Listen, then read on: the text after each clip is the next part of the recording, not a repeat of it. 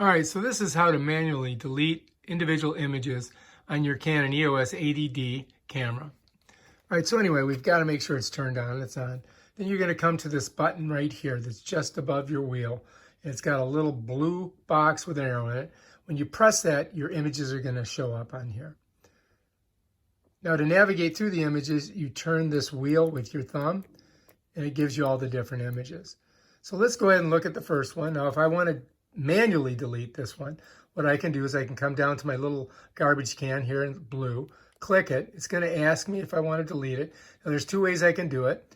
I can push it like this and it moves over, or I could touch screen it like that, and that brings it back to where we were. So we got to now click again.